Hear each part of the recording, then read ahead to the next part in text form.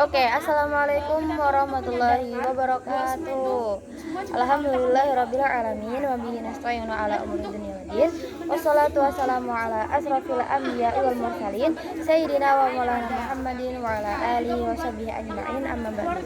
Yang terhormat Abi Hanif Unida selaku pengasuh pesantren Seperti Mulia Bahan Kidah, yang saya hormati seluruh jajaran pengurus, guru-guru dan staf-staf sekalian.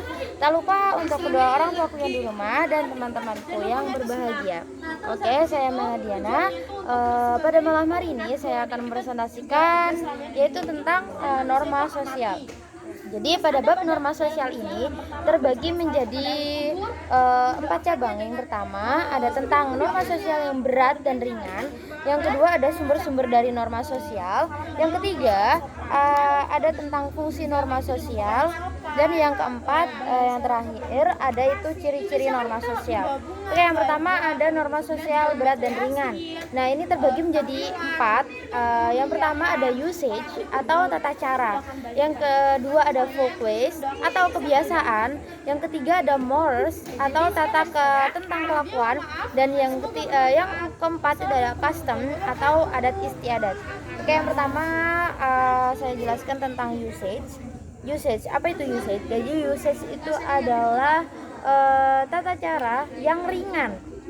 Contohnya, maksudnya norma sosial. Kalau kita kalau makan baiknya itu pakai tangan kanan, nggak cuma makan, minum juga. Oke, itu ya contohnya. Terus yang kedua ada folk ways atau kebiasaan.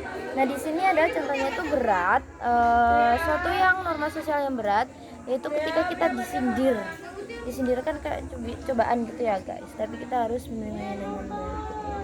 Terus yang ketiga ada mores atau tata kelakuan.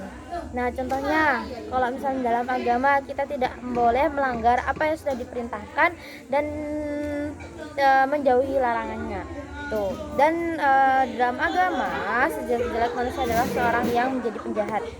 Terus contohnya dalam tata kelakuan kita harus mengucapkan salam apabila masuk ke rumah. Itu salah satu contohnya.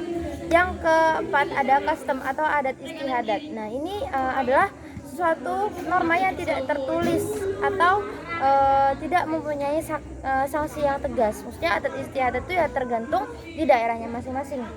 Contohnya seperti perceraian di masyarakat Lampung gitu ya. Itu pokoknya menurut adat istiadat di daerah masing-masing. Itu tidak tercatat dalam Undang-Undang Dasar Republik Indonesia 1945. Yang kedua ada sumber dari norma sosial. Nah, sumber-sumber ini terbagi menjadi 4. Yang pertama ada agama, yang kedua ada kesopanan etika, yang ketiga ada kesusilaan, dan yang keempat itu ada hukum. Yang pertama agama. Sumber agama itu menurut aturan-aturan yang telah ditetapkan. Misalnya agama Islam contohnya menjalankan aturan menurut Al-Quran dan Sunnah. Terus yang kedua itu ada kesopanan etika, yaitu norma sosial antara berinteraksi dalam hidup bersosialisme.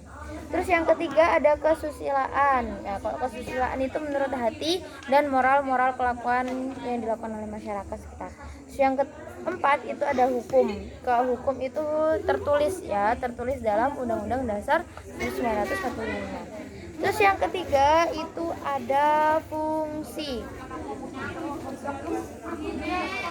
Nah, fungsi yang pertama dari norma sosial adalah suatu wahana yang menerbitkan kehidupan.